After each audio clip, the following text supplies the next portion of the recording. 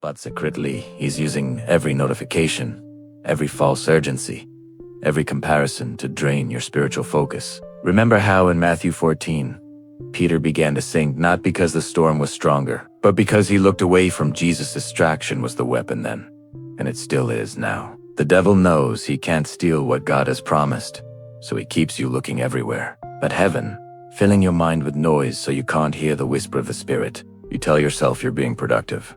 But what if your busyness is just the enemy's camouflage? His way of keeping you from prayer, from reflection, from hearing God's next instruction.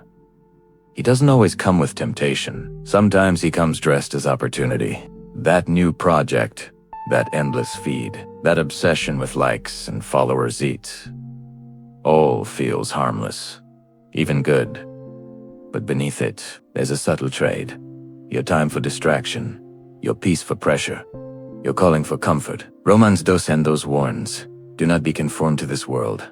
Yet conformity doesn't always look like rebellion. Sometimes it looks like endless striving. The shocking truth is that distraction feels easier than devotion. And that's why most believers miss their purpose, not because they didn't love God, but because they were too distracted to recognize His movement. The enemy's favorite word is later.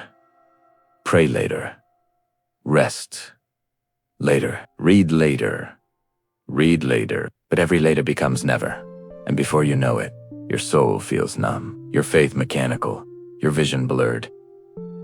God didn't call you to multitask His presence. He called you to abide, to dwell, to be still, and know that He is God. Psalm 46:10. Distraction numbs your spirit while convincing you that you're alive. You can quote verses, attend church, and still be spiritually asleep.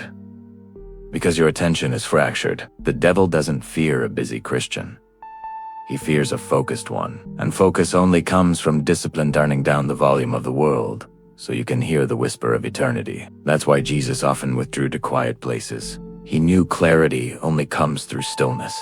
The more noise in your life, the less space God has to speak. You're not losing faith, you're losing focus. Every time you choose scrolling over silence, you're training your heart to settle for shallow stimulation instead of deep revelation. Distraction is the silent assassin of destiny, and its weapon is subtlety. It convinces you that checking one more message, watching one more video, or doing one more thing won't matter. But spiritual decay rarely happens suddenly, it happens in tiny That's why Proverbs 4:23 says, guard your heart, because whatever captures your attention will eventually control your direction. You can't hear divine strategy while your mind is addicted to noise. You can't walk in power while living on autopilot. The world is engineered to steal your focus algorithms, designed to keep your eyes glued to glowing screens, while your soul starves for real light. But God is calling you back to quiet places, to rebuild the altar of focus, to seek His face without distraction.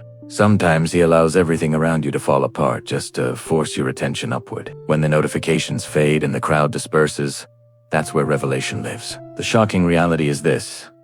The devil isn't afraid of your worship if it has rushed, your prayer if it's distracted, or your faith if it's divided. He fears your stillness, your consistency, your undivided attention to God. The enemy can't destroy what he can't distract.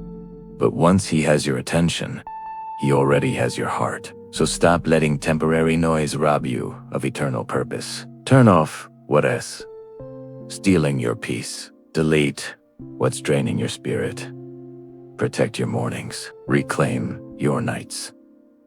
God's voice hasn't gone silent, you've just been listening to too many others. Go back to the secret place where no one's watching, where your only focus is His presence. There, clarity returns. There, the fog lifts. There, your calling reignites, because when you silence the world, heaven speaks again.